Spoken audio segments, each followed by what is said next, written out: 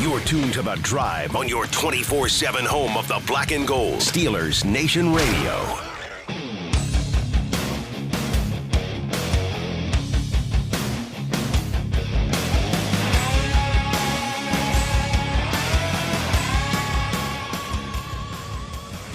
Good afternoon, Steeler Nation. It's The Drive on the Steelers Audio Network here on a Monday where, Matt, that's all she wrote. That's all she wrote. Season in the books. Season's in the books. Yeah. And now we have no football until August time frame, but that's okay.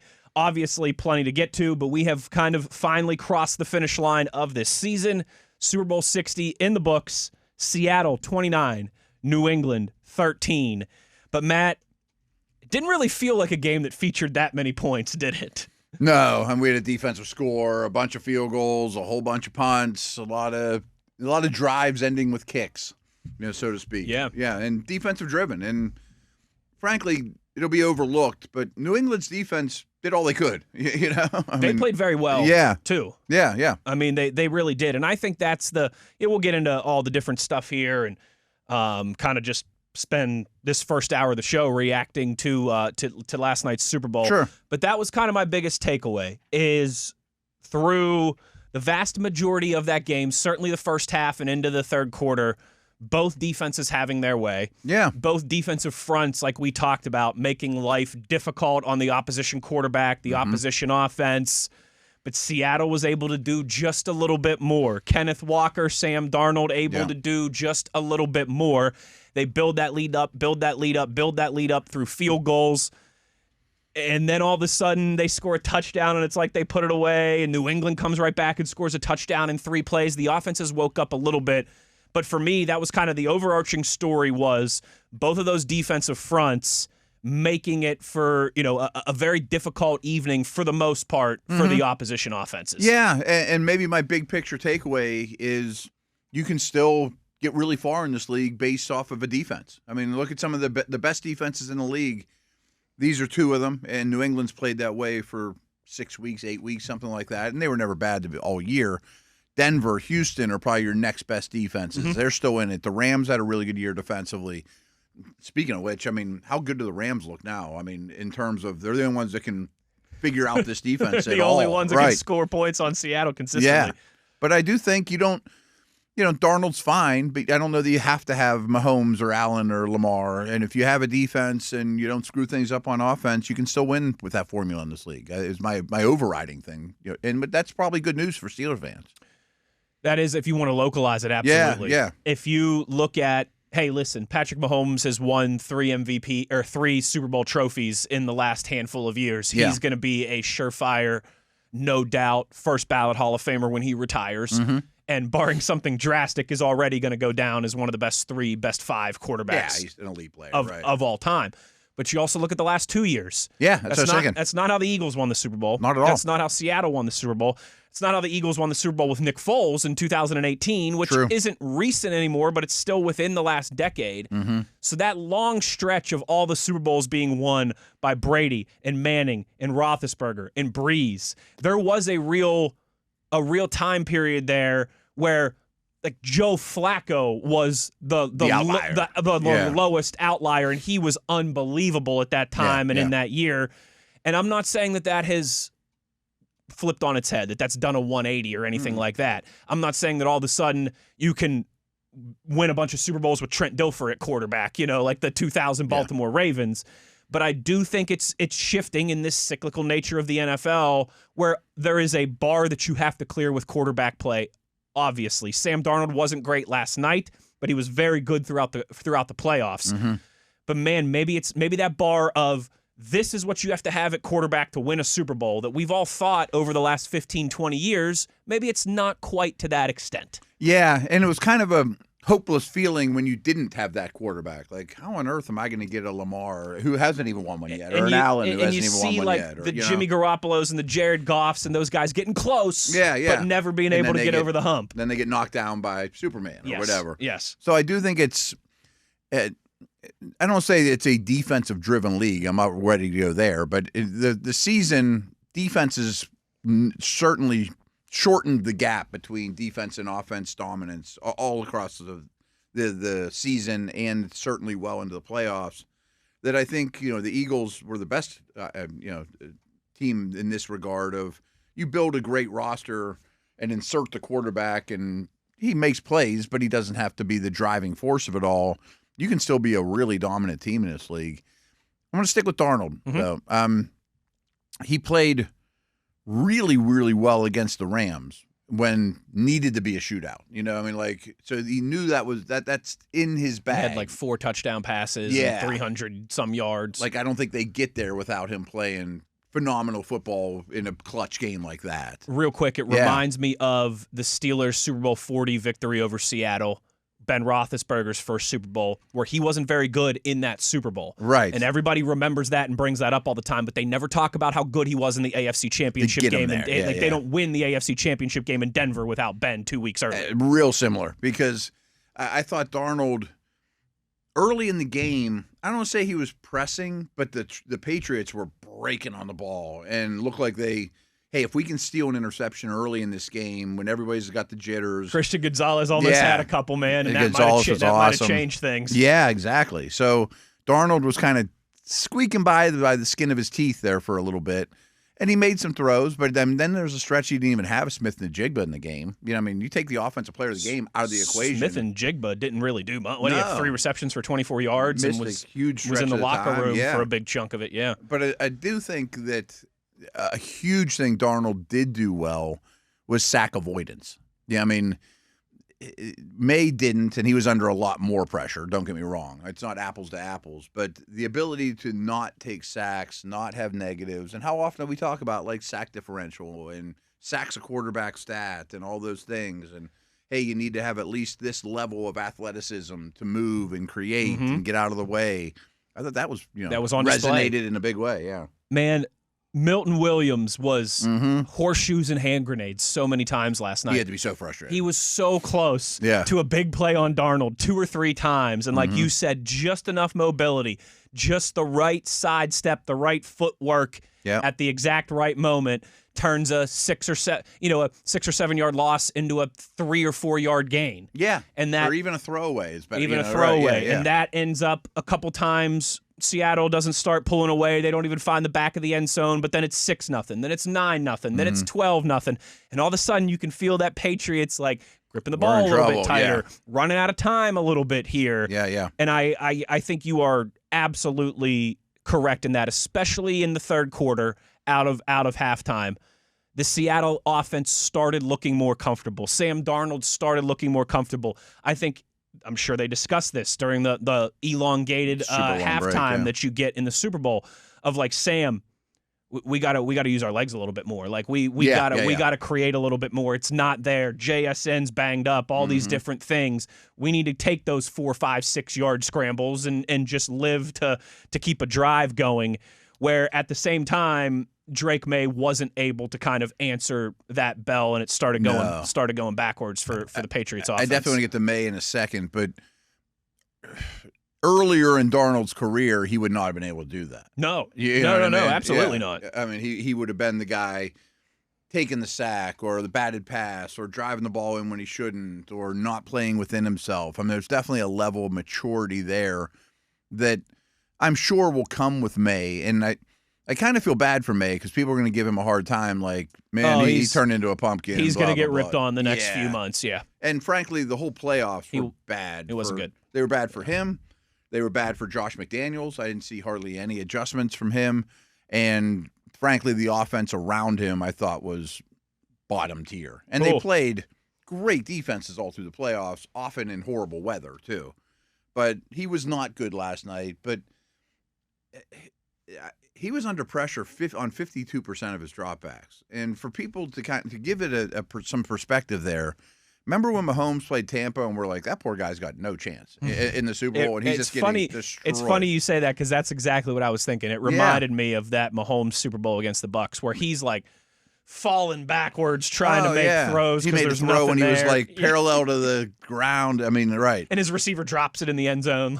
And I kind of feel smart because on Friday on multiple shows I said I think May's going to have a Mahomes-like moment where he's either going to get overwhelmed like he was against the Bucs or this future MVP stud is going to elevate, as Mahomes so often has, which is so hard to do. Oh, that's why Patrick Mahomes is already a top 3 quarterback of all time. I mean, the 10 guys you're playing with aren't nearly as good as the 11 you're playing against. It's not even close. But back to the pressure rate thing. His pressure rate against was 52%. That Mahomes Tampa game, it was only 42%. So, I mean, it was still a lot worse. Yeah. I mean, he had very little chance. I mean, was it a great showing? No, but I wouldn't be the slightest bit worried about that guy. No, and you know what? It's funny. I had a feeling we would talk about that at some point today because I think everyone knows you're a big Drake May believer. Yeah. I think I am too, but you've been kind of banging that drum for a long time. I mean, I didn't think he'd be second to the MVP voting in his second season. But Sure. Right, yeah. But I'm also not like, well, that's proof that he stinks and can't get anything done. No. Man, the left side of that New England offensive line was terrible. It was a turnstile at Acrisure Stadium. Yeah. They don't have turnstiles anymore, but for all you kids out there, they're these things that you used to walk through and someone would take your ticket and they'd rip off a little piece at the end and give it back to you and you'd walk through the rotating arms there. You'd ask that's what I would always do when I'd go through, Heinz Field, Acrisure Stadium, PNC Park, Civic Arena, all that, like, hey, Mr. Ticket Taker, Mrs. Ticket Taker, can you just rip the smallest little piece off of that possible, please? Because I want to keep it and throw it in a shoebox so that I get home. I mean, they were turnstiles. They weren't even metal detectors. They were less than that on that left side. That's something we talked about on Friday, too, being a potential big factor. I've been down on Will Campbell. I would take a Membo on draft day. He was not good. He really struggled. That's a storyline. And I thought the Seattle offensive line, at least in the second half, found some footing. Not that they started to have the upper hand or anything, but they were at least giving Drake May, pardon me. They were at least giving Sam Darnold an extra half second. The ability to pat the ball one more time. The ability to make one more move in the pocket to open something up. Not immediate pressure or, Exactly and right. the blitz pickup was a lot better, too. I mean, some of that is Seattle's head coach, McDonald. I mean, this is something we'll probably talk about more and more, especially the Steelers having a new defensive coordinator, that the best defensive coordinators have a great, great understanding of pass protections. They know just pass protections are like defenses. There's no perfect one. I mean, or everybody run the same one. Right. How do I attack the weaknesses of pass protection? And McDonald has consistently been tremendous at it. Now, he also has awesome players, but that's how you have a transcendent type defense. It bothered me because I think it was Collinsworth, but it was one of the commentators. I'm sure people remember the Witherspoon blitzes that were coming free, mostly to May's right side. Collinsworth kept saying, man, May's got to figure out an answer for this. May doesn't have an answer for this blitz. I'm like, Josh McDaniels has to figure out the answer for the blitz. Right, I mean, that's why we're paying him. Exactly this is a coordinator versus coordinator conversation here. The guy that's in his second season, he's just out there executing the game plan, Yes. And, man, some of that stuff in the second half I thought really showed up, too. The way that they were able to use Witherspoon, especially, was impressive. That's a tone setter. That's a schematic advantage there that really showed its head in the second half. I thought a lot of that game played out how we expected. A lot of it, yeah. I mean, the only bets I made were there was 3 defensive tackles: Williams, Barmore, and Murphy. And I bet they'd all have a sack, and I was right on 2 out of 3. 2 out of 3. I'm like, this is the D lines and D tackles are going to rule this day, and they basically did.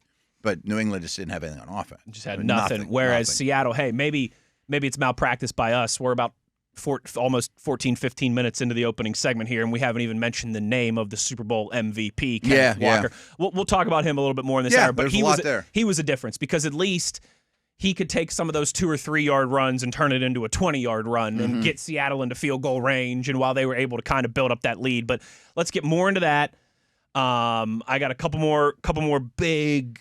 I want to mention special teams too. That's one of the things that we have to get into. My goodness, man. Yeah. Seahawks punter is a weapon, dude. And special teams was a huge part of that one. I have a funny bet story for you too that we'll get to. I have a total in hindsight Monday morning quarterback thing to run past you when we return as well. Cool. Like something that should have been very obvious to me on Friday when we were making our predictions and our picks and stuff, but that just kind of slapped me like, you idiot, halfway through the second through the second quarter. We'll get into all of that. We'll continue our kind of Super Bowl 60 reaction hour here in hour number 1. Wes Uhler, Matt Williamson, just getting started here on a Monday on the Drive. Steelers Nation Radio on the Steelers Audio Network.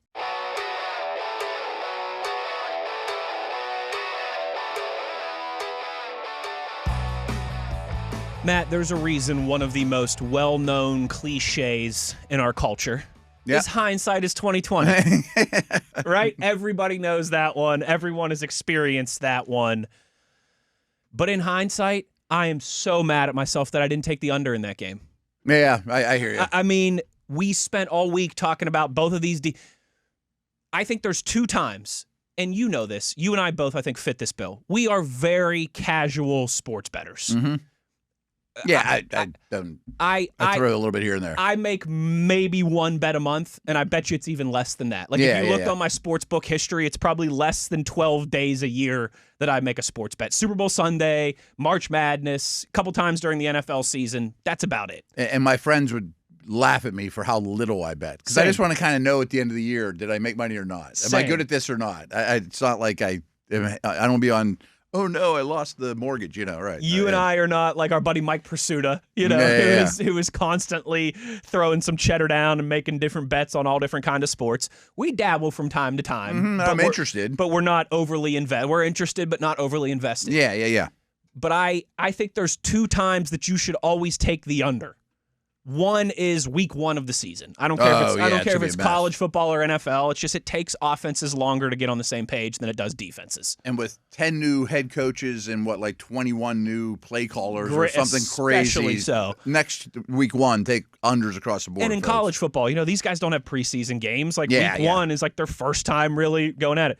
The other time that you should always take the under is when both defensive lines have clear mismatch advantages over the offensive line. Yep. And so I was just kind of kicking I have that in my notes here from late in the second quarter in all capitals. In hindsight, we all should have taken the under. Always take the under when both defensive lines have massive mismatches. Yeah, and that even included a defensive score. Sure did. I bet, again, if you ask Pursuit or somebody that knows betting well, I bet the over hits 80% of the time when there's a defense or special team score. I would just bet. That's who call. knows? This was all field goals. There's no touchdowns in the game. Very good call. I know we'll talk so much Steelers, but this game also made me want one more defensive tackle. Always want one more. Oh yeah. Oh yeah. Well, in hour number 2, let's write that down. Yeah. Okay. In hour number 2, to start off, I want to kind of do a building a champion segment with you. Seattle's and look at how team, Seattle did it, because they have the same one guy who deserves a ton of praise, and we'll give him some in hour 2 when we get into this more specifically, is John Schneider, the Seattle Seahawks general manager. He's the same general manager. Built the Legion of Boom and drafted Russell Wilson and built the Legion of Boom. Mm-hmm. They've had 1 losing season since then in Seattle. So we all know the Patriots got there by stinking up the joint for a few years. Different head coaches, got the quarterback high pick, all that. Seattle, though, different. So as we've laid out many times, there are many different ways to build a champion in the National Football League. And folks, real quick, there was a stretch there where Seattle was probably the most Steeler-esque team in the league in terms of 9 wins, 10 wins, get in the dance and lose, sneak in as a wild card. That's what they were doing with Geno Smith the last few years. It kind of felt like they 9 were or 10 wins every year in this rut of being good, not great. Well, that changed pretty quick. It certainly did. Yeah. And we'll talk more about how that changed so quick in the moves that they along the process of building that champion in Seattle. But my funny kind of bet story for you other than that. So I made 4 bets. Tails, lost that one right off the sheet. What are you gonna do? My daughter was devastated. You should see. So I was teaching my oldest how to flip a coin, and we were like doing it in our living room beforehand. And she hit tails like 3 times straight, and we're like jumping up and down and going nuts. Let's go. And then they flip heads, and we're like, no, devastated. The other was Seahawks -6.5. So I actually to get better odds, since I was so confident Seattle was going to win by at least a touchdown. even though it was 4.5, I actually kind of laid 2 more points there. Pays better, right? Ended up getting that one. The other 2 were Jackson Smith and Jigba, Super Bowl MVP. Ouch. Yeah. Ouch. The last, which was, though, that was one of those you throw a little cheddar on for a potential big return.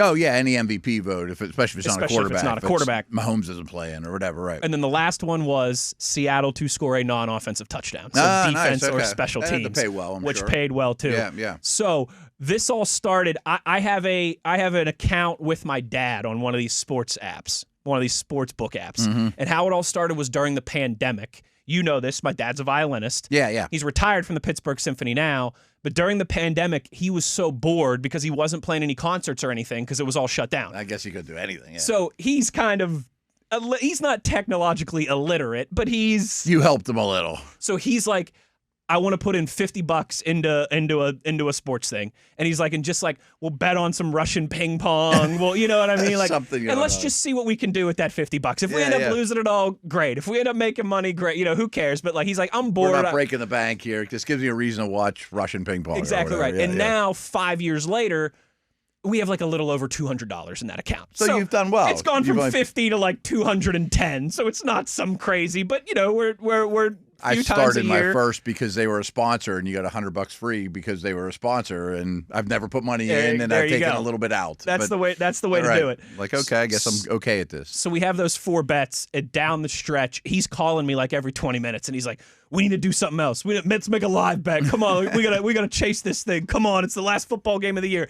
And I'm like, I still like our chances of a defense or special teams touchdown. Like New England's going to have to start forcing things. Yeah, they can't protect. I mean, scoop and score or pick six is certainly possible.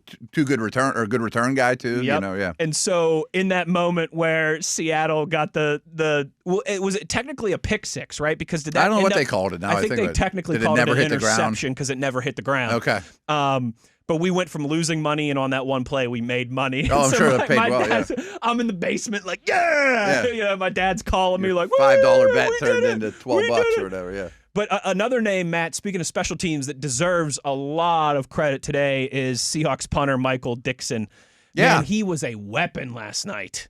Field goal kicker too, but man, Dixon, every opportunity he had was pinning New England deep, and they were just failure to launch the entire game almost. Yeah, I thought a big trend of the game is when the Patriots would have a little bit of life, they got squashed. And like that punt was one of them. You know, every time it was like, okay, Smith-Njigba's been out for 15 minutes. Their passing game, we can cover these dudes. Gonzalez will lock down.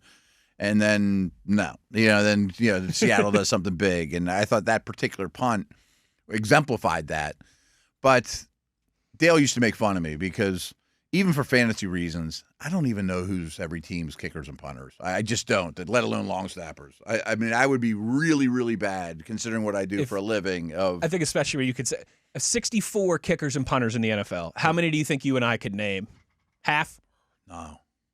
I mean, even if you gave me every name and like put the dots, this guy goes to the Texans, this guy goes to the Chiefs, I'd still be really bad at it. Yeah, I mean, I think it's a blind spot. I think we can get half. Probably kickers, half. More kickers certainly than punters. Some of them have been stuck for a while, but I've always been bad at it. But I do know Dixon came out of Texas. He was like a historically known punter, even as a prospect. I mean, like the biggest leg we've ever seen. This guy should go.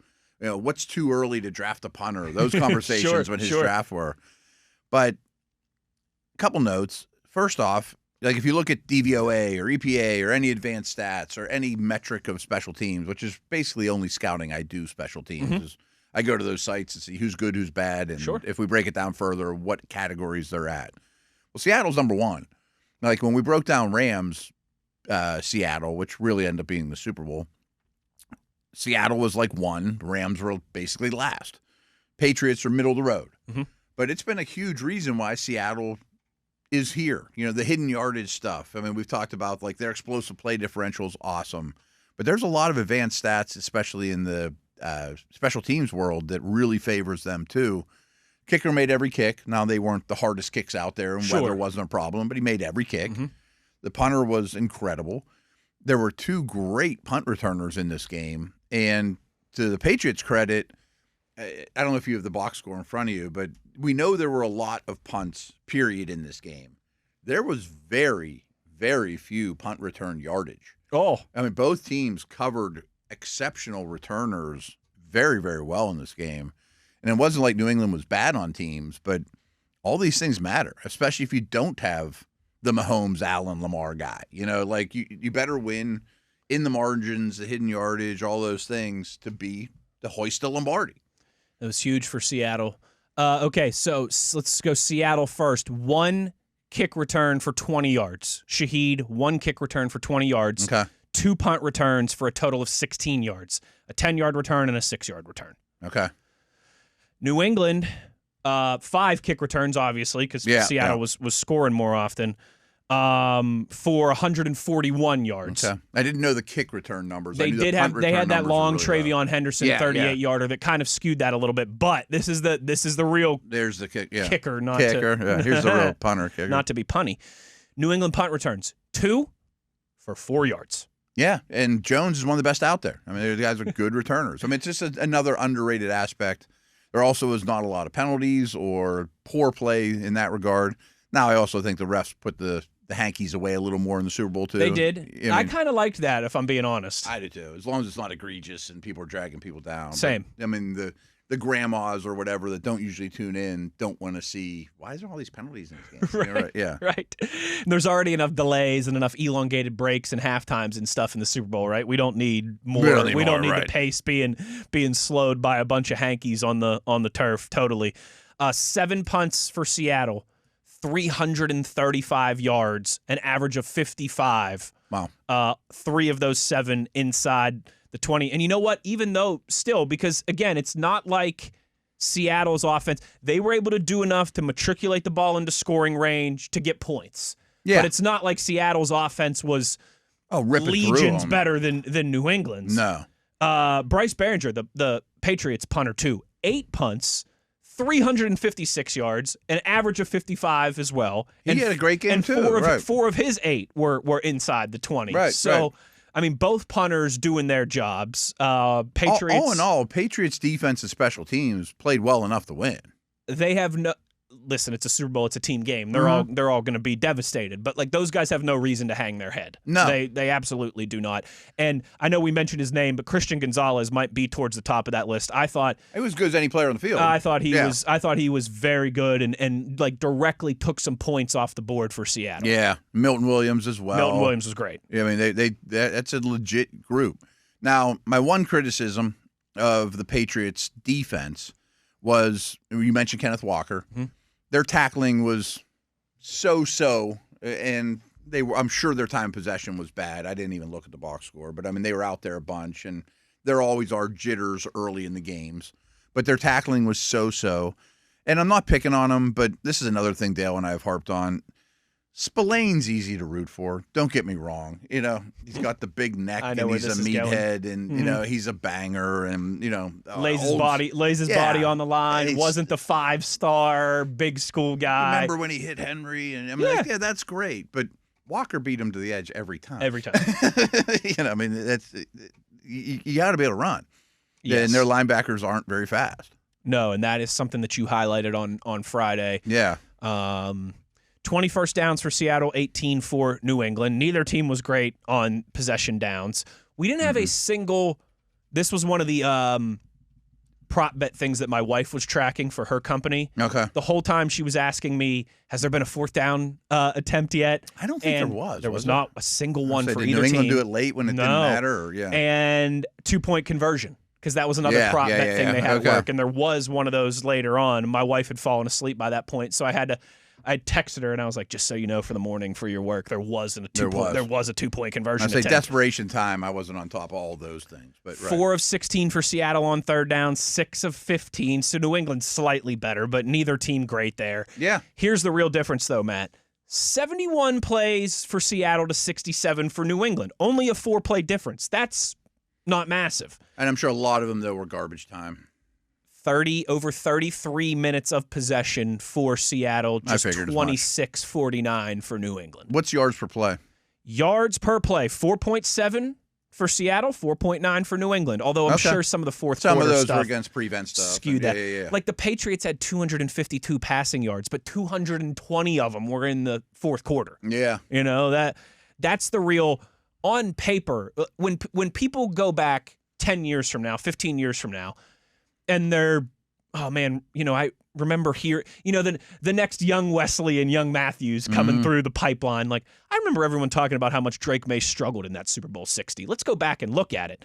You would say, okay, 27 of 43, 295 yards. Yeah, the turnovers were bad, but he had 2 touchdown passes. Sacked 5 times. But like of his 295 passing yards, 85% of them came in the fourth quarter, kind of in garbage time. So that to me, that time of possession, I think, played a factor, certainly. It did. Because New England's defense, I think there was a little bit of it, and you know this, it's almost the human element thing of as that game was still not really, but still technically in the balance in the fourth quarter. Your offense just punt.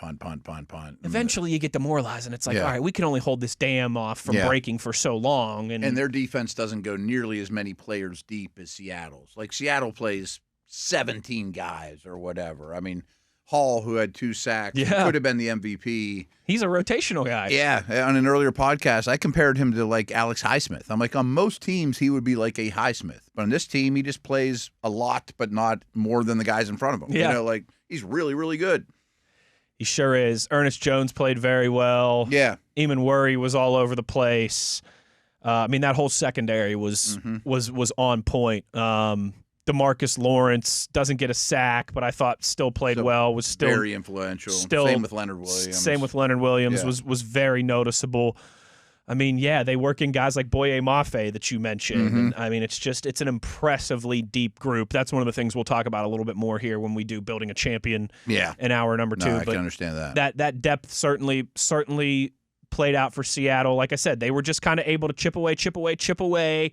You look up, it's 6-0. You look up, it's 9-0. It's 12-0. And the game's not out of hand, but it starts to feel like, all right, New England's really in trouble here. And then those turnovers start creeping in, and it was sayonara, see you later. Now, scheme had a lot to do with it, and they're an extremely well-coached defense. But I bet if we were drafting from a pool of Patriot offensive players and Seattle defensive players, in the top 15, there might be May, Stevenson, Henderson, Diggs, maybe. I mean, at least 10 of the 15 are Seahawks, and some of them aren't even starters. I mean, they just have better players. Yeah. I mean, sometimes it just comes down to that. Like, our players are way better than yours. Hey. And it wasn't as noticeable when Seattle had the ball, but when New England had the ball, our players were way better. They were looking stumped throughout the course of that game on offense. New England was certainly. Let's take our last break here. When we come back on the other side, we got to talk a little bit more about Kenneth Walker, the Super Bowl MVP, and we got to talk a little bit more specifically about Sam Darnold and kind of just what this means for his legacy, how this continues to kind of, I think, change the perception of these quarterbacks who get drafted highly and don't have a lot of success and get written off right away. We'll do that to close down the first hour of the show. I'm sure Mays is going to get tarnished a little bit, and probably more than it should. Oh, absolutely. Right. And again, I mean, everyone's going to repeat his numbers over the postseason, which were not good. No, they weren't. But it's also, I mean, what's his second year in the league? Yeah, he doesn't much around him. He doesn't have all much, year that O-line is not very good. Doesn't have much around him on that offense. Right. 2 good running backs, but other than that, pass catchers and O-line is problematic, and their whole offseason should be dedicated to those things. If people want to sell Drake May stock, I'll go ahead and buy it. Oh, I'm buying it because I think he's now. I may have sold at week 18 prices, but now they were really pricey. That's right. We sold it all before the MVP ballots. Now I'm buying it back up at 50%. Yeah. We'll close down the first hour, talk a little bit more about Sam Darnold, Kenneth Walker, some legacies now that have changed on the Seattle sidelines after crowning themselves Super Bowl 60 champions last night. We'll do that to close down the first hour of the show. Uhler, Williamson, Steelers Nation Radio on the Steelers Audio Network.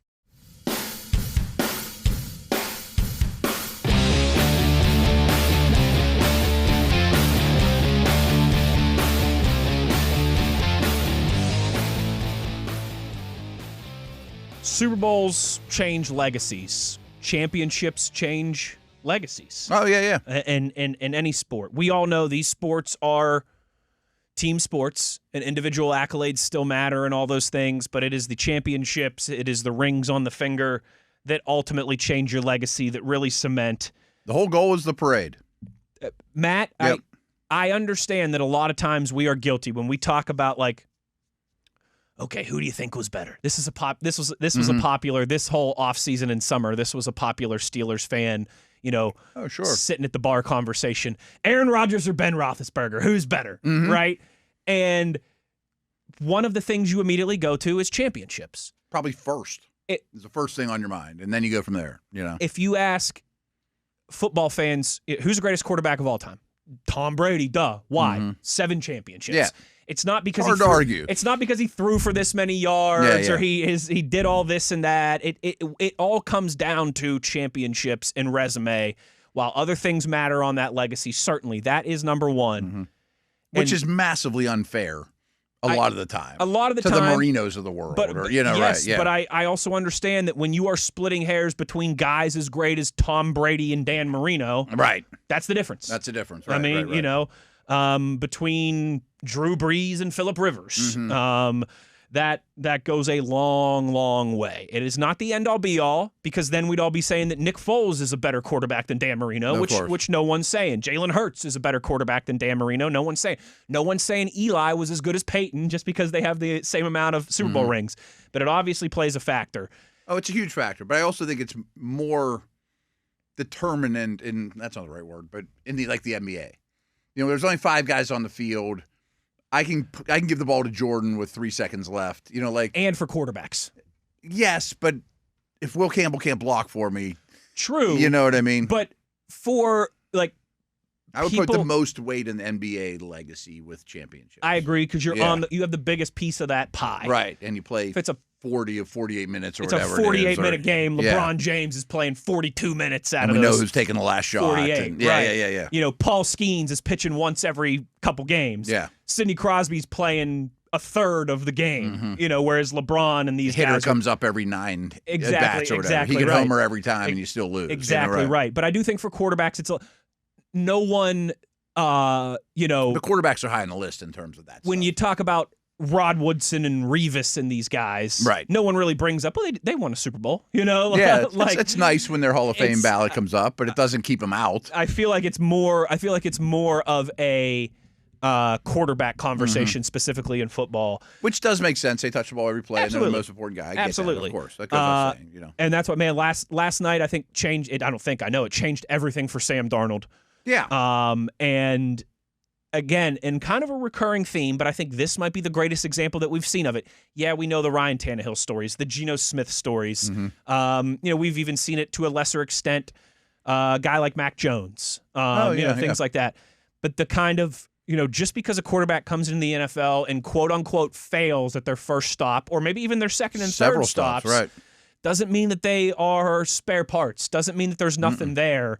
And I think Sam Darnold and what Seattle was able to do, aggressively going out and identifying him, as we talked about at the beginning of the show, to kind of get us out of this mushy middle. That's the guy that can help take us over the top. Yeah, because Geno was coming off a good year. He was coming off a good year. Geno was terrible with the Raiders, but he was really good with the last couple of years in Seattle. Yes. That was not an easy decision just to be like, we're going to move on from this guy. Especially for the Sam Darnold that had the proverbial, this guy can't get you over the hump. He can't win big games. He's good in the regular season, but then in the big moments, he sees ghosts, right? Everybody remembers that. He was really good for the Vikes, except for those last 2 games where he was really bad. Exactly right. Against the Lions and the Rams. When you needed it most. When you needed it most.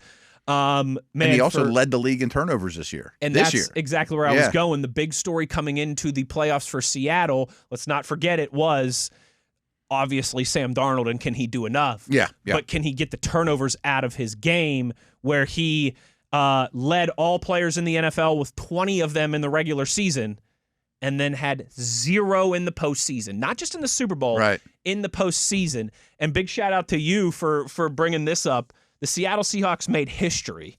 First Super Bowl champion to win the Super Bowl without committing a turnover in the entire postseason. Yeah, it's pretty crazy. Seattle, you're playing against good teams. Played the Niners, played the Rams, and then the Patriots. 3 games, not a single turnover, not an interception, not a fumble, nothing. I mean, even if you were to bye, that's still a 3-game stretch, without ever turning the ball over. Against the best teams, good defenses. Games on the line, high intensity situations.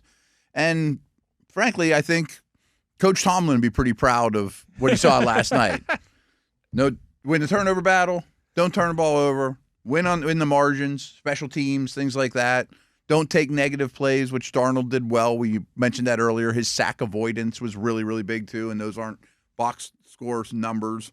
And play great defense. And some of those things still hold true, Yes, they do. Yeah. As does running the football. Yeah. And that's one distinct advantage that Seattle had on offense. Sure. It's not like they were gashing the Patriots. Kenneth Walker got tackled at or behind the line of scrimmage plenty of times, but he had the couple explosives. Explosives. If that holding penalty wouldn't have negated that touchdown, we'd really be talking about those explosives. But Kenneth Walker, Super Bowl MVP, now in line for a pretty big payday this offseason too. Mm-hmm. Now, I wonder if they'll franchise him. I haven't heard any rumors that they will, but running backs aren't crazy expensive. Breece Hall's also coming up this year. Walker, he had some Lev Bell moments, stop. They even said that on the Brock Collinsworth even mentioned it. I forget which one actually said Lev Bell by name. But yes, he had some of that. His acceleration, his long speed is phenomenal. I don't know if they did it on purpose, but this was a lot of talk in the fantasy circles throughout the season was we're not going to overwork him because we want to save the best for last. Because they also had Charbonnet at the time, who's a really, really good player. But I don't think that's why they did it. I think why they did it is Walker's terrible in pass protection. And he's not great catching the ball out of the backfield. He's not very good catching the ball out of the Which backfield. is wild when you combine both of those things. He just became the first running back since Terrell Davis to win a Super Bowl MVP. Yeah, right. I mean, I heard it on a podcast since the game, but I think he had 2 snaps of pass blocking. I mean, if he was in the game. They don't trust him in that regard. He's very Derrick Henry, although he doesn't look like Derrick Henry. So I wonder what that's worth. But there aren't many better ball carriers on the planet right now. No, there are not. No. And you and I talked about this last week. He was actually Pro Football Focus's highest graded running back throughout the regular season. Oh, was he? As a ball carrier. As a ball carrier, yes. And so I tell you what, I mean, he was a big factor in their success. 27 carries, 135 yards, 3 explosive runs, if you count it that way. And it'll be interesting to see what they do with him in the offseason. His ability to hit the explosives are super key, man. I'm going to drive that down listeners' throats. Keep coming back to that. Something that you've been harping on since July, August. But now, I mean, these were the 2 best teams in the NFL throughout the 17-game regular season at hitting and limiting explosives. 1 and 2 in terms of differential. Seahawks were plus 40. Patriots were plus 39. Pretty good. The Rams and the Broncos, the other Final Four teams, were both in the top 5. And, Matt, I think that was without those Kenneth Walker explosive runs, particularly the early ones. Yeah. It's not 9-0. It's a different game. It's not 9-0 at halftime. Right. It's 3-0 or 6-0. And then it's not 12-0. It's 6-0 or 9-0. And then Smith-Njigba goes out, and you probably still aren't moving the ball well if you're the Patriots, but at least you're a bounce away from being in that thing, Last funny Wes stat for you before we close down the first hour here. I sent this to our buddy Mike Pursuta because I know he would be proud. Speak of Kenneth Walker fans. Michigan State. Yeah. Yes, of course. And with that, Michigan State became just the 11th university to produce both a NBA Finals MVP and a Super Bowl MVP. Magic, I assume. Magic was the one. They became just the 11th. That's kind of shocking. You would think it would be more or less? How many did you say? 11. Well, there's 11 now with Michigan State became the 11th. I guess that's not a crazy number. Michigan State. There's only 60 given away so far. True. And when you think a lot of them were won by the same person. Texas Tech won a couple of them. Michigan won a couple of them. Yeah, right. Yeah. 11 schools. Michigan State, Arizona, Miami, Cal, Kansas, Louisville, UCLA, Florida State, Grambling State, Navy, and the first who ever did it, the world champion, West Virginia University Mountaineers. Yeah, baby, Jerry West and Chuck Halley. Grambling's the one that kind of stands out. Grambling stands out there. Certainly does it. Navy a little bit too, but when you think about I knew that David one, Robinson. Oh, okay. Yep. So I wouldn't know the basketball ones well, but okay. Some of them are obvious, like Magic Johnson's a pretty Magic was easy. Pretty obvious. Kansas was Wilt and Sayers, Gale Sayers. Okay. So some of those are a little bit easier. Arizona was the most recent one to do it before Michigan Could have been State Gale Sayers with Nick Foles. He didn't win a Super Bowl. Was it Gale Sayers? Maybe you're right. Their first Super Bowl was '85. Oh, yeah, you're right. He was a great Kansas Jayhawk. But you're right. So who was it? Who was the Kansas Jayhawk that won Super Bowl MVP? Doesn't matter. Okay. But yeah, just 11. I texted that to Pursuta this morning. I was like, double check this for me, but I spent some time. Grambling's the one I'd never come up with. Grambling was TV. John Riggins was the Kansas one. Oh, okay. Yeah. I would not have come up with that one. Yeah. I remember him winning the Super Bowl MVP. I didn't know where he went to school. Yeah. I knew it was a running back. A running back. Yeah. Grambling was Doug Williams. Ah, okay. Yep. Should have got that one. Yeah. So, just a fun little kind of West Side stat for you there, but had to run that one by our buddy Mike Pursuta with Kenneth Walker, becoming the MVP and making Michigan Would he State have been the your 11th. vote? So it's funny. I had in my notes, did that hold cost Kenneth, like while I'm taking notes throughout the game? Yeah. Did that hold just cost Kenneth Walker the MVP? I think so, though. I think so too. Like getting back to our Hall of Fame conversation, it'd be hard to give it to a special teams guy. Now, if there were no touchdowns that were scored in that game, I thought about Hall. I thought about Witherspoon. I thought about Murphy. Felt like it should have been a defensive player. Hall had 2 sacks.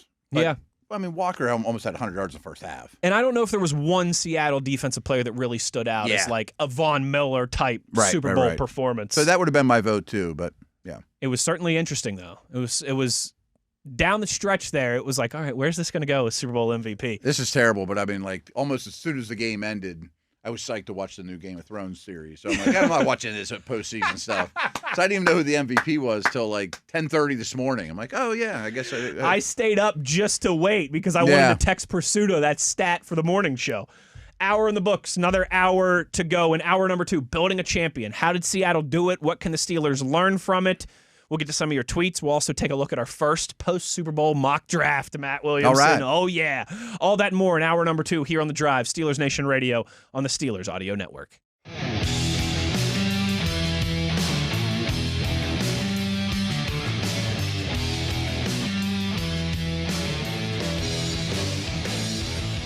I am a little embarrassed I confused Gale Sayers with John Riggins, but, not very similar except for alma mater. Yeah, except for their alma mater. Playing styles not very similar. No. Not a lot of similarities there. My mind just automatically went the best Kansas football player of all time. Okay, yeah. It's got to be Gale Sayers, right?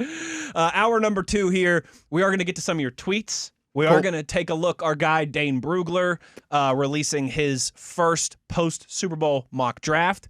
And I loved how it fell for the Pittsburgh Steelers. We'll get into that here in hour number 2. But, Matt, I want to start with just a kind of, 30,000-foot view of the Seattle Seahawks. We know they're Super Bowl champions now. Second time in history of that organization. They've now been to 3 in the last 11 years. And the first 2, I think, much different than this. Way different team. And it's not even no carryover at all. No carryover at all. It's not like the Brady Patriots where they won 3 and then had that stretch, and then Brady came back with a different cast. And it's a new coach, it's a new quarterback, it's new everything. A new everything except for the GM that we mentioned earlier, John Schneider.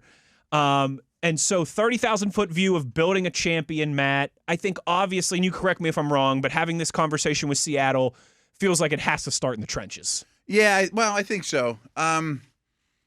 So I found it interesting. There was something we mentioned a couple times leading up to the Super Bowl. These were 2 of the highest spending offseason teams, but for much different reasons. New England needed a lot of stuff, and they had a lot of cap space. Right. So you go and grab Milton Williams from the Super Bowl champion Eagles. Morgan Moses. Yes. And, a lot of different things because they needed a lot of different things. And, like, Tennessee is the most cap space this upcoming year. They need a lot of stuff. They might be the highest spending team, and there's nowhere they shouldn't go except for quarterback, basically. kind of like New England, which I think that tells you that they probably tried to run before they could walk, which reminds me of the Commanders last year too. Like Commanders were a Final Four team after being one of the worst teams in the league. And then they went all in on like Tunsil and Debo. It's like that you're not as close as the results tell you. Now, the Patriots are so way ahead of schedule. Good for them. They have a quarterback, but they still have a lot of needs on offense to me, and I think that was exasperated last night. Sure. Where Seattle had a pretty nice foundation, and a lot of their off-season spending was because they went and got a starting quarterback. It was like one player. It was like one player. Yeah, give a quarterback a $100 million contract. That's going to inflate your offseason spending. Yeah. They also took DK Metcalf off the books and Geno Smith off the books, which didn't come into that equation. That's just free agent spending. Not we dumped a lot of money too. Yeah, in order they signed to do this. Cooper, which wasn't a massive deal, but they signed Cooper Kupp. Yeah. And a couple pieces like every team does, but it wasn't like they just built this championship overnight. To me, if you go to drafthistory.com and pull up Seattle, a lot of this starts with the Russell Wilson trade. They had some pieces in place before that, but they got Denver's first and second, I think, 2 years in a row, and they hit on all of them. So much of this is built through the draft. Now, there's a couple moves that stood out before that, and I didn't understand at the time, but they gave up a second-round pick to the Giants for Leonard Williams 2 or 3 years ago when they really weren't Leonard Williams away. And it wasn't even a great move. He's been a really good Seahawk. I equate him. He's like their Cam Hayward. He's the big brother, the older, been around the block, super respected. Still playing at a high level. Yeah. So maybe he brought some culture with him. But really, the trade of Wilson opened the doors up because you see there's like a 3-year stretch there where they have multiple firsts, multiple seconds, and it's like Cross and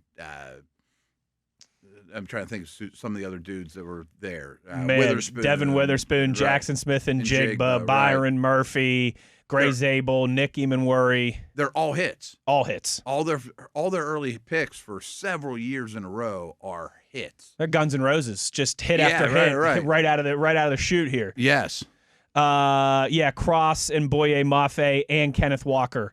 All in the same draft. Witherspoon, Jackson Smith, and Jigba, Derek Hall, Zach Charbonnet, all in the same draft. Yeah. There's a goal. That's unbelievable. If you can pull 2 or 3 starters out of every draft, you're in pretty good shape, especially while they're on rookie deals. But they're pulling multiples, and a lot of those dudes are Pro Bowl caliber dudes.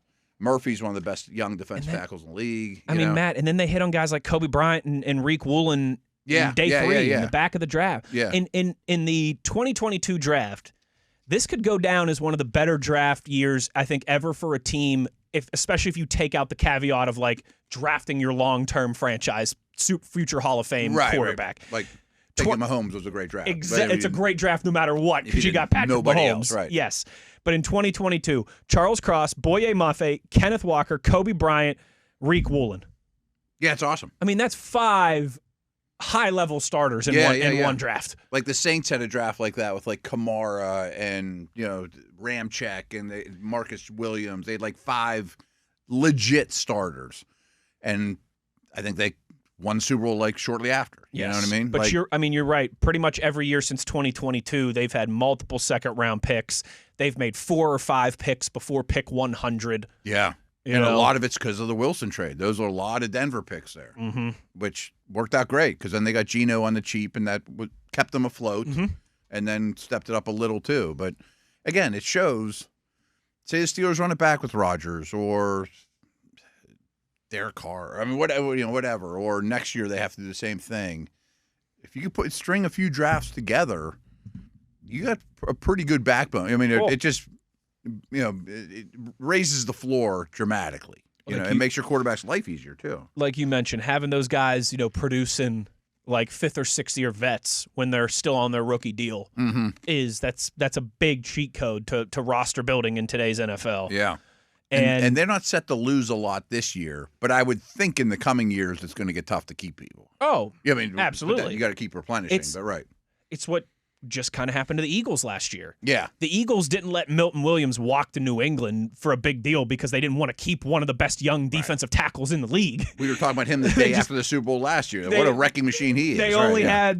They could only feed so many mouths on that roster. I got Carter and Jordan Davis and so eventually I'm going to have to pay Carter. Eventually I'm going to have to pay Quentin Mitchell. Eventually I'm going to have to pay Cooper DeJean. Nobody noticed because he went to Arizona, but Sweat left after the Super Bowl too, defensive end. It had a great year for the Cardinals, but nobody noticed because they didn't win any games. They didn't win any games. Nobody cared what they happened to him. That's the double-edged sword of having success in a salary cap league. But if you get Super Bowl, nothing else matters. Nothing else matters. Right. I mean, if you're the Eagles, does it suck that you had to let Milton Williams walk? Yeah, absolutely. But you'll take a Super Bowl and a third-round comp pick. Right. If that's the cost, great. If that's the cost, outstanding.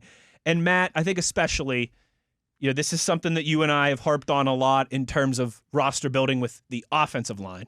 But you mentioned this earlier. I think it applies now. Extra pieces in the trenches. Getting a guy like Mills in the 5th round who's able to have a real impact. He had a sack, and he was a role player, kind of an innings eater guy. They draft someone like Byron Murphy high, but they take Mills in the 4th round. They added to that group. Give me an extra 300-pounder. Young was a 4th rounder. Like a lot of 4th-ish round picks to go with a 1st-round guy like Byron Murphy, to go with veterans like Leonard Williams. Take a little off the old man's plate here and there. DeMarcus keep him Lawrence. fresh. Right. That I think is another, because we know the Steelers have put a lot of draft capital into that offensive line. Yeah.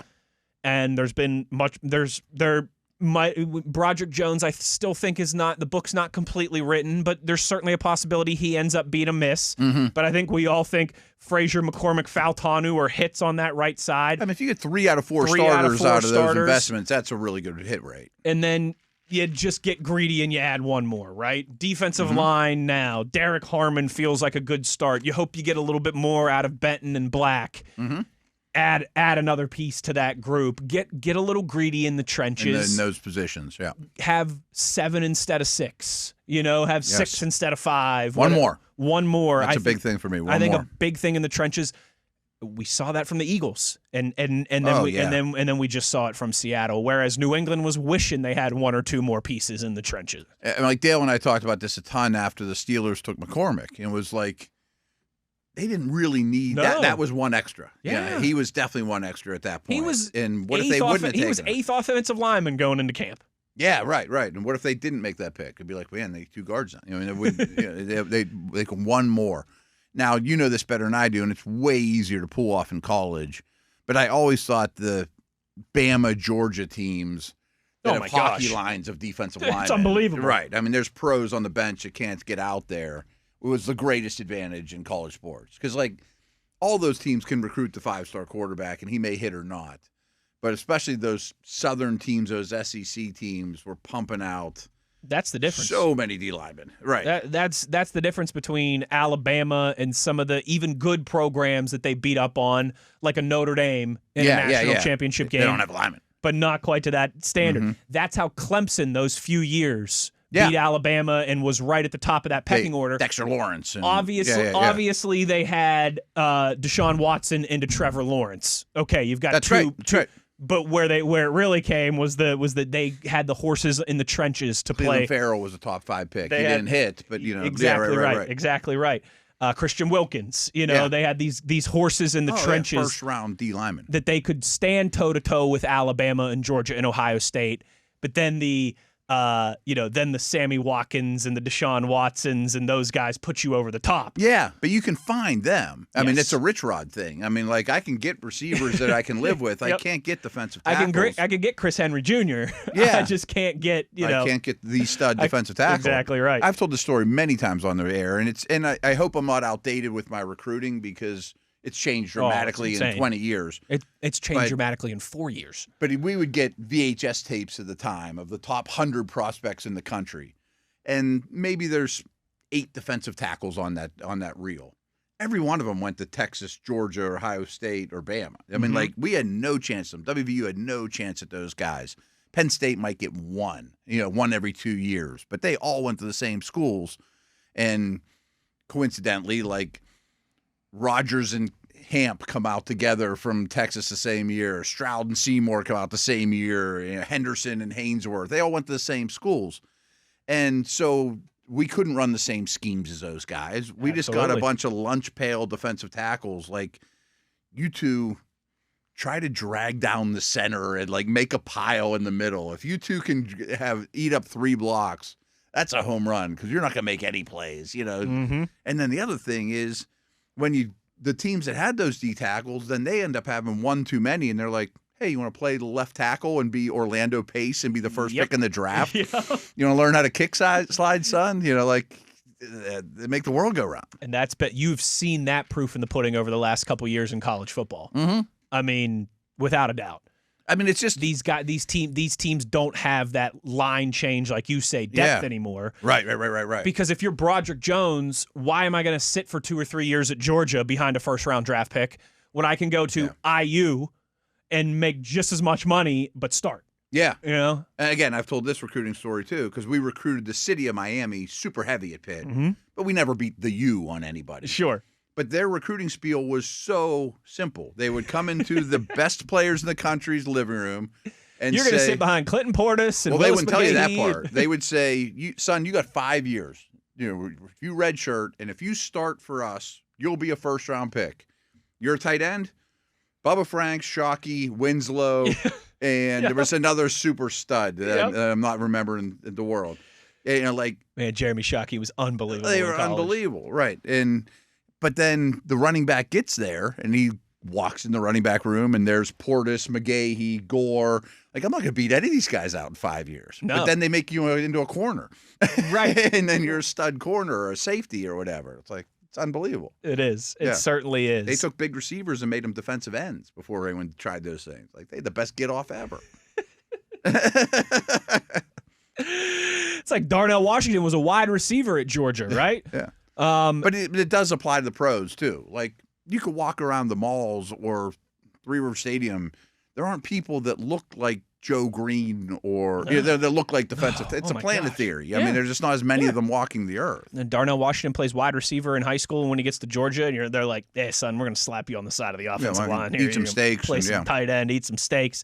But, that as close as you can get to that in the NFL. I mean, again, it's a massive advantage. It's not the end-all, be-all, because I feel like the Niners had those guys when they were going up against the Chiefs in those Super Bowls. Mm-hmm. But Mahomes and Reed and Kelsey, that was enough, and Kansas City had a good offensive line to kind of hold them off. But then you see the last couple years, it's swinging back the other way with these teams like the Patriots that just beat the crap out of Kansas City in the trenches, the Seahawks who just wore New England's offense down over the course of 60 minutes. That, to me, is, I think, maybe the two biggest ways that you can set yourself up to be a champion, to build a champion, to have a Super Bowl roster. Mm-hmm. Obviously, to have the future Hall of Fame quarterback is probably still number one. But number two, I think, is to be a bully, to have a noticeable depth advantage in the trenches. Now, this might sound crazy and it's Steeler-related, but if you don't see a means to finding your next franchise quarterback this offseason, and I do understand that the receiver need is through the roof, the next or the biggest need, I could still make the argument with the 21st pick, they should take the best defensive tackle on the board. You know what I mean? Yeah. I mean, if we're thinking big picture here, and there's a bad dude sitting there at 21, I can figure out a way and then take 2 receivers on day 2 and sign Antonio Pierce or whatever, you know? Yeah. Let's piggyback off of that when we return, because our guy Dane Brugler released his first Is this Dane or is this McShay's? I forwarded you McShay's. Actually, you're right. I think it might have been McShay's now that you're mentioning it. They're both good. But we're gonna talk about that a little bit, and kind of what Matt just alluded to, a situation that could arise where the Steelers could have one of those debates, one of those options, one of those choices of, do we free agency hits before this draft too, you know? Do we nab a big name wide receiver, or do we go and we take a bad dude in the trenches at pick 21? Let's kind of. Speaking of which, 2 weeks from now we'll probably be almost at our hotel room in Indy. You and I will probably be like pulling into the city limits of Indianapolis in that about neighborhood. 2 weeks from now. Yeah. It's funny. Draft is fast, man. It's funny you say that, because when I woke up this morning, my first kind of thought was, okay, Matt and I are just going to spend today just downloading our thoughts from the Super Bowl. Yeah. But then what? And I was like, well, 2 weeks from now, I got to know something about this draft. I was like, a week from today, we'll be in. And then I was like, wait a second. No, it's 2. So I was like, we have 2 weeks of content before we get to. So I'm kind of starting to lay it all out in my mind. But like the 4th best safety is in this draft and stuff that's not the guys that won't be in this mock. We'll get there. Yeah. We'll get there soon, and we'll start to get there when we return. That's when I start to get nervous. I'm like, I don't know anything yet. It's a fun place to be. Yeah. It's a fun place to be. We'll learn together as we roll along here. Let's dip into that exercise a little bit and outline a scenario for the Steelers along these lines when we return. Wes Uhler, Matt Williamson. It is The Drive on Steelers Nation Radio on the Steelers Audio Network.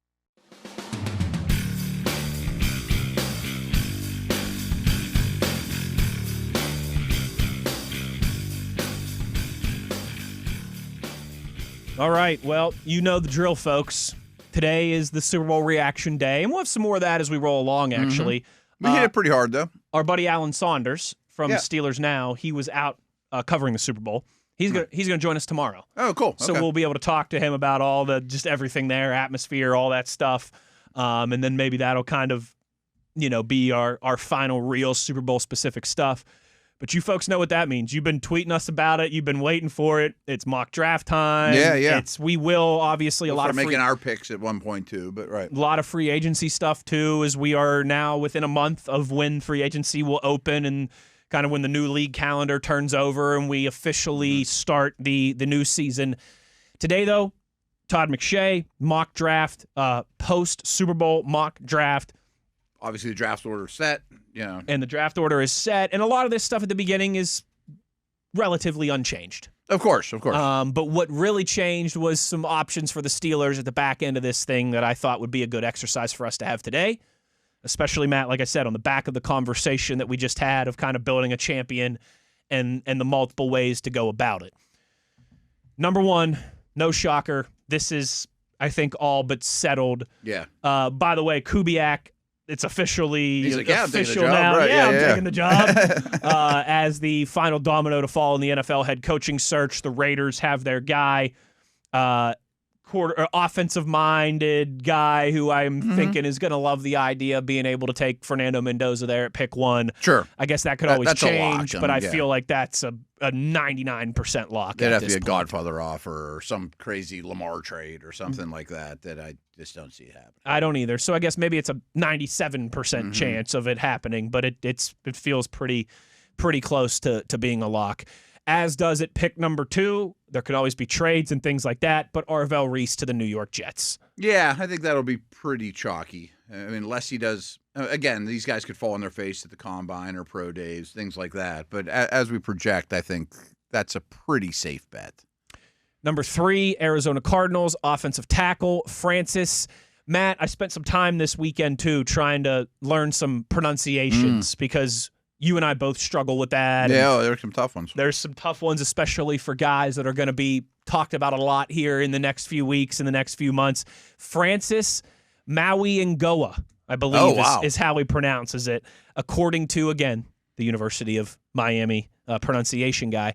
Maui Ngoa, Francis Maui Ngoa, offensive tackle off the board, 3rd overall to the Arizona Cardinals, of course, from the national champion runner-up Miami Hurricanes. They're in a little bit of no man's land, so take a tackle, and maybe he's not Joe Alt as a prospect, but him and Paris Johnson, you could be set in that department for a long time. Number 4, Tennessee Titans, edge rusher David Bailey out of Texas Tech. Okay. Would be a little bit, I mean, he's going to go top 10, but I feel like for the most part, he's been 7, 8, 9, 10 in these drafts. This just isn't a great year to pick in this neighborhood. It's not. Either. It's not. Usually there's better prospects at this point. This guy is one of the more intriguing prospects in the entire draft. Caleb Downs, the safety out of Ohio State, goes 5th overall to the New York Giants. So Downs, I wonder if him and Love, the running back for Notre Dame. Jeremiah Love, yep. Because there's not supreme receivers, edge, tackles compared to most years, are they more likely to be top 8, top 10 picks than they would have been had there been 2 or 3 quarterbacks? Yes. I think the answer is definitely yes. Yes. That this year you might just say, I'll take the leadoff double and take the safety or running back that maybe isn't the best, position value, monetary move, but he's maybe the best player in the draft. The shooting guard's going to score me 20 points a game. Yeah. And I know I can get them, but I'll take it. You know. Yeah. Caleb Downs, I think, definitely fits that bill. I'm not saying he wouldn't be worthy of a top 5 pick. I think he's very good, ball hawk, playmaker.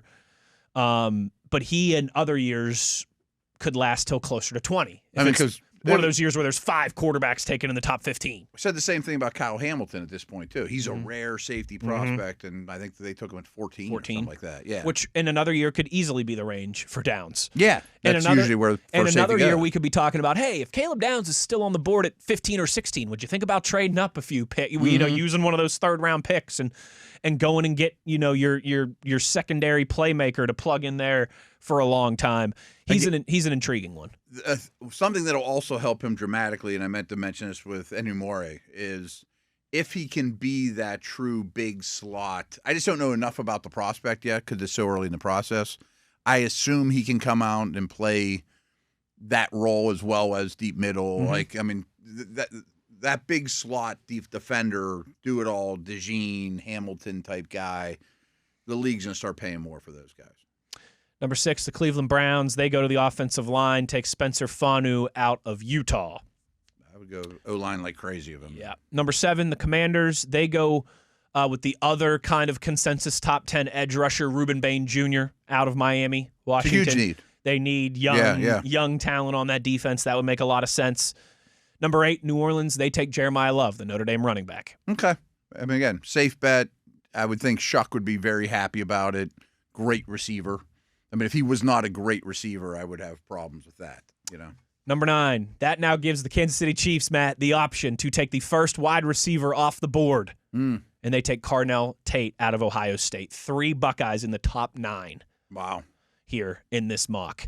And the Chiefs I'm sure they would be salivating over the possibility of drafting wide receiver number 1 in this class. I was listening to Todd's most recent podcast before this came out, and he did somewhat of a mailbag, and somebody asked him, in the top 10, how many? It was something about in the top half of the draft, Ohio State players versus SEC players. Yeah, and Ohio State's much stronger at the top of the draft than the entire SEC. It's one of the things that's not great about this draft is the SEC is not holding up their elite blue chip, reputation. It's extremely well earned.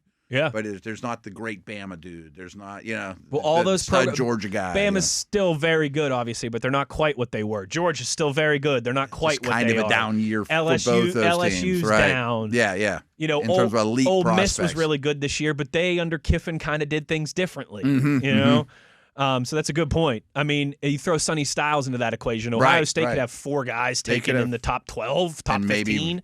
Maybe the SEC has 1. Yeah, that is crazy to put it that way, but I'm seeing it. A couple corners go off the board here. Speaking of SEC LSU. guys, they've got some really good corners from the SEC this year. Not the beasts in the trenches like they typically have. Yeah, that's but Mansour Delane out of LSU. Number 10 to the Bengals. Jermod McCoy out of Tennessee. Remember, he's another one of these real wild cards in this class. Had an unbelievable sophomore season in 24 and then tore his ACL in the very end of late last season. year and didn't play this previous year for Tennessee. He still goes 11th to Miami. Cowboys. I have no idea if he'll be ready for Combine, Pro Day. I would think so because then. At that point it would be 14, 15 months since he tore that ACL. Yeah. And you'd think he'd really be kind of chomping at the bit. I'd say he has to. Champing at the bit to Rob King to get out there and, just kind of prove I'm still that guy. And obviously the key with him, too, will be medicals at Indy. Yes, but he has not played a college football game since December of 2024 when he tore his ACL. I think, don't quote me on it, but it might have been that playoff game loss that Tennessee had at Ohio State in Columbus to kickstart that Buckeye National Championship. Don't quote me on that, but I think that might have been his last game. 12. Man, we've talked about him a little bit. I'm sure we'll get into him more, Matt. Highest I've seen him go to this point, Akeem Messidor, the other edge rusher out of Miami, goes to the Cowboys at 12. I think he's going to be 25 when he reports to camp. I told you that he started his career at WVU right. like before COVID and is one of those like sixth-year senior guys, old.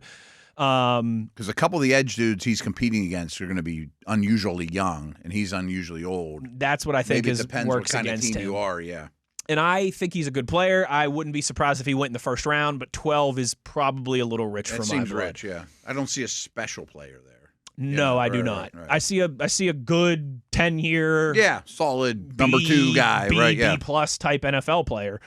13, the LA Rams. This would throw a monkey into the wrench of the Steelers' potential options. Ty Simpson, the quarterback from Bama. This is, I think, the highest we've seen him mocked so far. Without question. So he gets to sit for a year behind Matt Stafford, and that's a bonus pick for the Rams. It makes sense. So I perused this. I didn't read every one of them, but I did read Todd's write-up about it, and I think it makes some sense.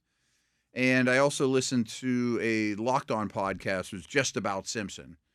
And I'm not saying I'm warming up to him for the Steelers 21, but some of the arguments are his first 9 games or so, and Todd says it in this write-up. He said he was the best quarterback in college football, including Mendoza. He believes that. And then there were some core injuries, kind of like what happened to Nuss, and real protection issues. Now, that's not an excuse. He really did not play well the last 4 or 5 games. Oh, his first 9 games compared to his last 4 There's or 5. A real line of demarcation. Looks like a different guy altogether.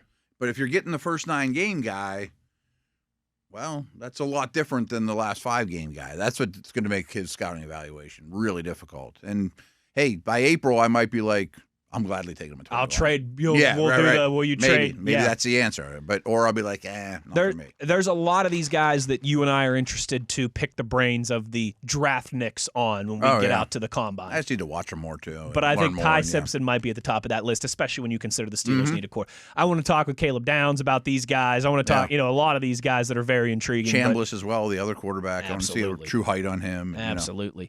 Baltimore Ravens go interior offensive line. First interior guy off the board, Vega Ione, guard out of Penn State.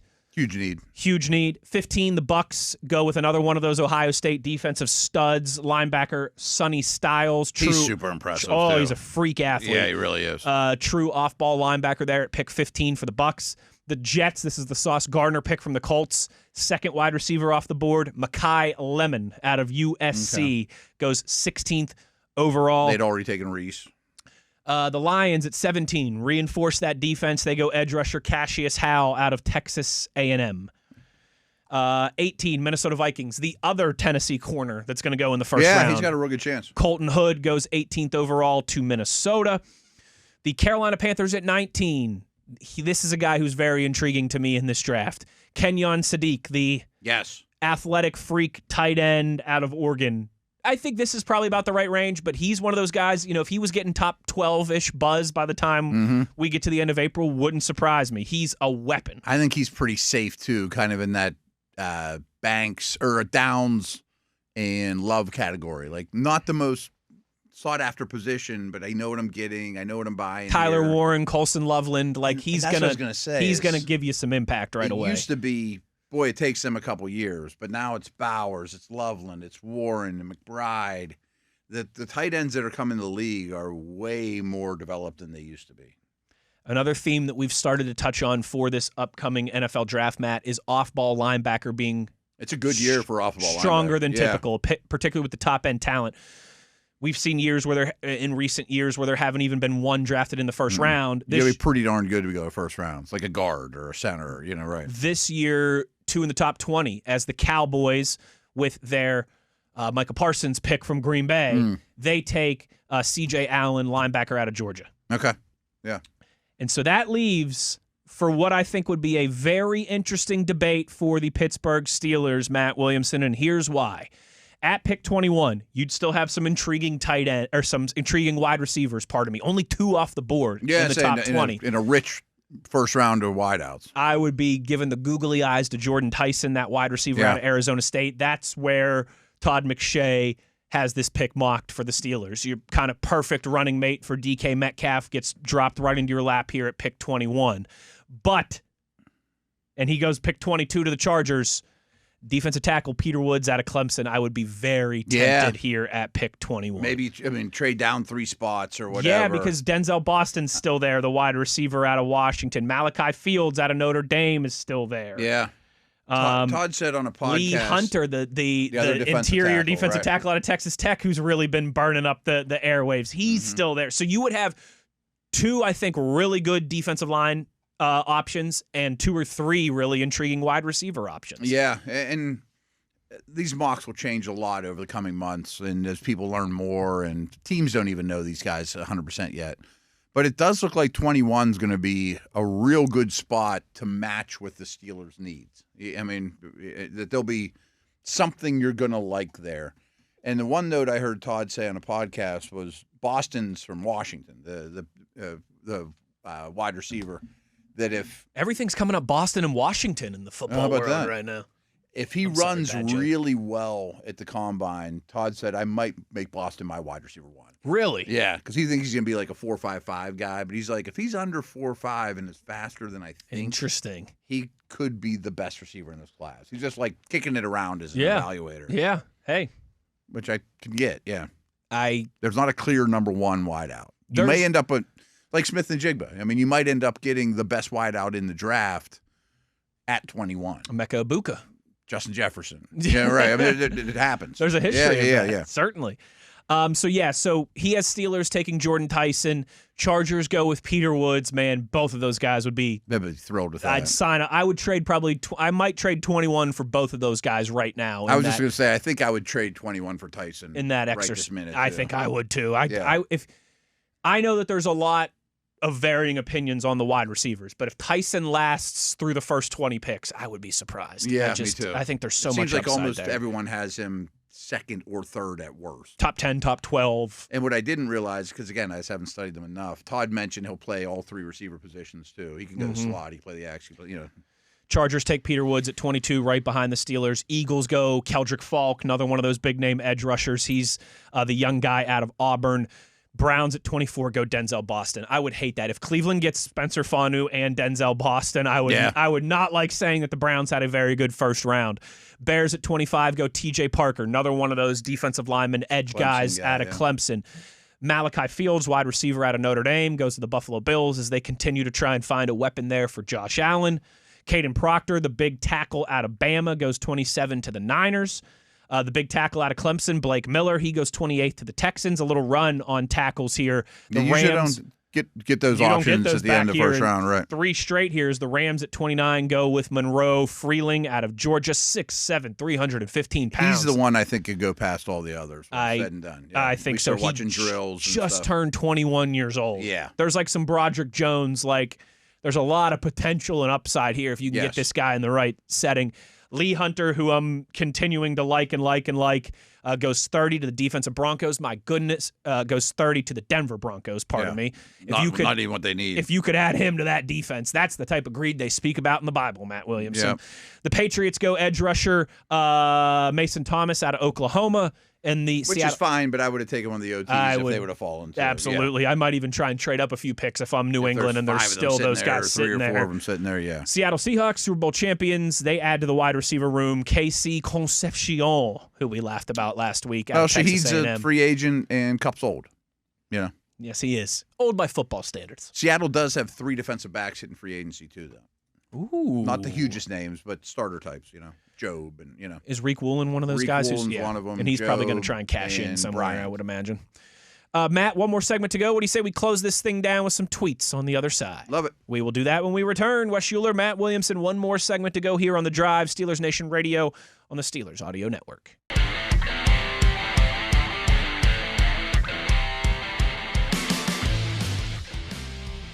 Final segment here of The Drive on this Monday, the day after the Seattle Seahawks 29-13 over the New England Patriots in Super Bowl 60. Can I just say, with the the Roman numerals and everything of the Super Bowl, the whole numbers are much more aesthetically pleasing on the eyes. XL for Super Bowl 50, LX, as opposed to a bunch of I's Singles and V's, and I'm like looking at it and I'm like, subtracting from the one in front of it or what? Yeah, it's like make this easy on us, all right? Every 10 years it is easy. And last night certainly for some different reasons, not because it was the most beautifully aesthetic football, but a memorable one for some different reasons. Yeah, and that's kind of where I wanted to go here, Matt, with our first tweet actually. Because this is one thing that we haven't talked about, just the overall reception and perception of last night's game. Mm-hmm. A lot of people, it stunk, it was boring, all that different stuff. Yeah, I got a lot of those. I'm like, maybe if you're maybe if you're a casual. But, right. Listen, I like watching football where defensive lines are beating the crap out of offensive lines, and it's like, who can find this, who can figure this out first? Yeah. Our buddy Rahul, who we see at training camp every year, tweets us and says, for those saying that game was awful, for the football purists like me, I love front seven dominance. I loved watching that game with no horse in the race. Yeah. I wasn't like, this is a lesser product or we're getting shortchanged. And by the way, it bugs me. Like, everyone just thinks it's their right that this has to be like the best football game ever played. You know, like if this happened in week 7, very rarely is. Yeah, if this happened in week 7, be like, that's a pretty good game. You know, right? Yeah, that's the one downside of the nature of a physical league, a physical sport like the NFL. Mm-hmm. NBA doesn't have this. Baseball doesn't have this. Hockey does. Hockey and football. By the time you get to the championship game or the championship round, those teams are so beat up. Hockey more than any sport, as you know, right? It's almost rarely, it's so infrequently the best game of the year, the best series of the year, because those guys are all compromised. They're only 70% healthy. They're playing with a bad hip, bad ankle, bad shoulder. How many of these guys are going to get some procedure like in the next couple weeks? A large chunk. A large chunk. And we'll all like blow it off. Like, oh, it's a little minor. Like, yeah, he's got like half a torn meniscus or something, you know. And Drake May, I guess, was getting shot up in his throwing shoulder or whatever. Like, you know, like it's just the reality of it. I do like that they give him a week difference. Same. You get better players out there. I wouldn't want to watch that game last night every single week, but no, right. But for all the marbles, right? Yes, I like watching games in bad weather sometimes where you have to figure it out. I like watching a game last night where the front sevens on defense are dominating and the offense can't do anything.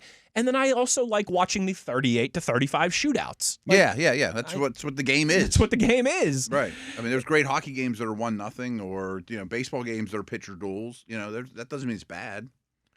Let's see here. Christopher tweets us and says, not to be a jerk, this is a jerk comment, but that Seattle defense looks like what you're supposed to get when you're paying that type of money for a defense. Yes, it does. Yeah. I mean, it's one of the best.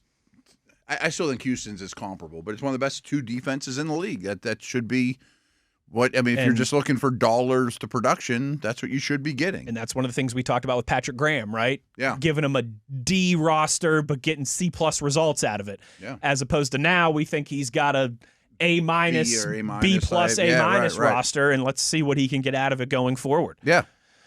AJ tweets and says, it seems like a lot of football commentators and media seem to have downplayed the importance of defense lately over the recent years, but does Super Bowl 60 tell us that defense still wins championships? I think the whole season tells you that. I mean, the playoffs, Denver made it as far as they did. Houston made it as far as they did with a quarterback that was struggling and offenses that weren't great. I think this year brought the balance of power back a little bit. I mean, Mahomes and Lamar and Burrow didn't even make the playoffs. Right. Know? And Josh Allen didn't win his division. Yeah. And, didn't get super far, and you're right. Yeah, I certainly think defense has always mattered in the context of winning championships. Yeah, I do too. But it's like football is cyclical. Things come and go, and I do think a lot of that, you gotta have a young ascending offensive mind. Right, right. Those 2 head coaches last night are both defensive guys. Right. I just think there's a lot of ways to win in this league. More than one way to skin a cat. There's so many ways to win in this league. That's part of why we all love football. Sports too. I mean, if you have a great rotation or if you got great hitters, I mean, whatever. 100%. Let's see here, Matt. Couple more that I wanted to pull is now, of course, my computer is giving me some grief here. Here we go. Wait a second. No, where did it go? It's right here. Let's see. Before you all start window shopping the draft and free agency options, which of our free agents should be re-signed and who needs extensions? Who should be cut or traded? We'll do a little bit. We should hit that hard. We'll hit that harder tomorrow. Beat around the bush a little bit on it, but I think in terms of re-sign and who needs extensions, you can start that conversation with Herbig and Joey Porter Jr., right? Yeah. I mean, an exercise we will definitely do, I would assume this week, is mention every name that is going to be a UFA or an RFA and where are we at on, or importance. I think we got to talk about a handful of potential cap casualties. and go from there. Because that's how they do it. You know, like, who on our team do we need to deal with, and who can vanish right away, and so be it, you know. We got a lot of interesting tweets over the weekend. We'll get to more of these tomorrow, but we do have just like a minute or two left here. This kind of piggybacks a little bit off of what we were just talking about. Steel Curtain tweets us and says, would you guys use some of our draft capital to move up and get a wide receiver like Carnell Tate? I'm not really sure where he'll end up landing in the draft, but I would love to bring him to Pittsburgh. I lean towards no, just because I think there'll be somebody probably in the same tier at 21. Subject to change, of course. If you're telling me right now, move up from 21 to 16 or 17 to make sure you get a wide receiver that you love. If they're starting to fall off the board or whatever. Yes. Sure. I'm not trading up into the top 10 to get a wide receiver. That's kind of what I assumed he meant, like to get the first receiver off the board. Because I don't know if the discrepancy is that big. like, wasn't that the Broderick Jones? Yeah, the Steelers moved up to get him, but they moved up like 3 or 4 spots. It was cost a third-round pick, I think. So if it's one of those, you're sitting there at pick 21, pick 17 rolls around, and you're like, ooh, this is the guy we really want, and I'll give you a third-round pick to go up and get him. I could see something like that, but I don't see a massive trade up for. No, I don't want to give up a lot of capital with as many needs as they have, and I want picks for next year too. Speaking of Broderick Jones, I remember hosting the draft live when they made that trade up. I'm like, this is for Christian Gonzalez. That would have been better, but yeah, I thought that's who they were moving up for today. But then they wouldn't end up with Porter, probably. That's true. I mean, there's always ripple effects. Hindsight is 2020. Yeah. Especially with these draft conversations. That kind of stuff, right? Absolutely. Let's see. Last one. DJ Cray tweets me and says, "Hey Wes, are you related to a Helena Uhler from Austintown, Ohio?" That was my grandma. Would be cool to see if you were distant cousins. I don't think so. It's funny. There's not many Uhlers. I wouldn't think, but I don't think so. The Uhlers that I'm related to all roam from Carlisle, Pennsylvania, or West Virginia. So I don't think we have any. I don't think we have. Could be a distant, far off, twice removed type thing. But I don't. No Uhlers that I know related to roaming around in Ohio. But that's a funny one here to close us down. Tomorrow on the show, talk to our buddy Alan Saunders. Fun. He was out at the Super Bowl. We'll get his thoughts on everything that happened. He did the tour too. Like we could even ask some Senior Bowl stuff too. Yeah. Absolutely. So we'll have fun talking with Alan, and we'll do some cap casualty conversation. One of those things we got tweeted about. You sent me a really good over-the-cap kind of breakdown of... Yeah, they go in depth. Speaking of ripple effects, if you cut this guy, what does it mean for your cap? All that stuff. We'll start to dig into some of that on tomorrow's show as well. But that will do it for us for today. Thanks to Nate Dogg producing on the ones and twos, Mr. TV on the video side of things, and to each and every one of yins for tweeting and participating with the show. For Matt Williamson, I'm Wes Uhler. Take care, everybody. We will talk to you tomorrow. As always, you know where to find us. It's on your 24/7 home of the black and gold, Steelers Nation Radio on the Steelers Audio Network.